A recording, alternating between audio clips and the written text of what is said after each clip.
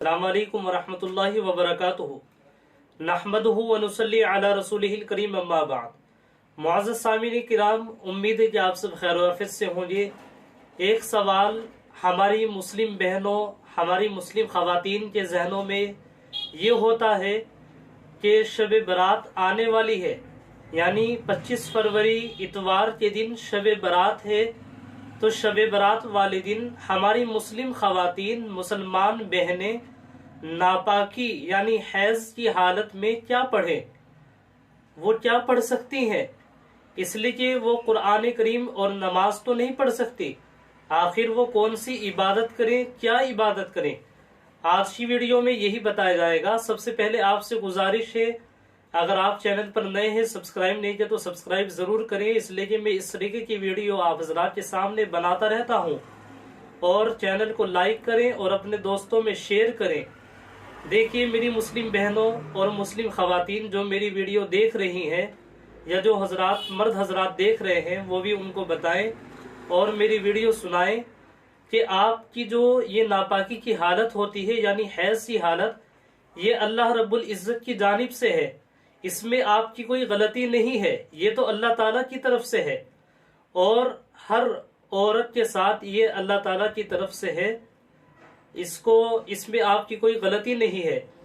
अब आपके लिए हैज़ की हालत में कुरान करीम की तिलावत करना, इसी तरीके से नमाज पढ़ना मना है ना, और रोज़ा रखना भी मना है।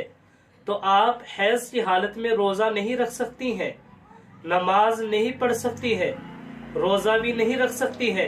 तो फिर शाबान की शब बरात की रात में क्या पढ़ा जाए? तो मैं आपको बताऊं, आप नमाज भी नहीं पढ़ सकती, रोज़ा भी नहीं रख सकती, इसी तरीके से आप कुरान करीम की तिलावत भी नहीं कर सकती, लेकिन जिक्र और अज़कार की इजाज़त है। आप जिक्र कर सकती हैं, कुरान करीम का जिक्र करें।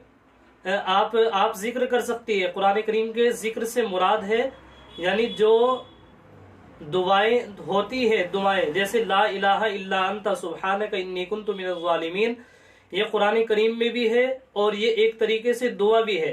तो आप इसको दुआ और जिक्र के कबील से पढ़ सकती हैं।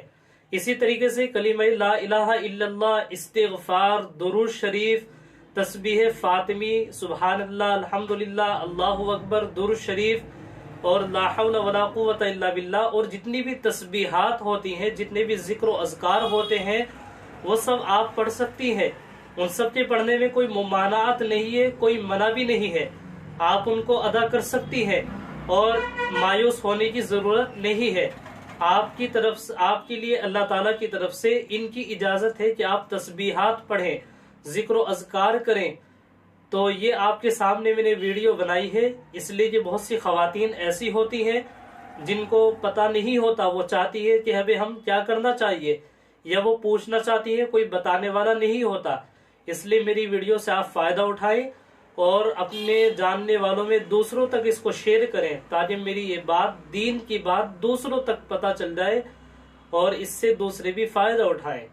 और दुआओं में अपनी याद रखें और कमेंट्स में लिख कर के आपको जो भी पूछना हो, मालूम करना हो, मसले मसाइल या कोई भी बात आप पूछ सकते हैं। अस्सलामु अलैकुम वरहमतुल्लाहि वबरकातुहू।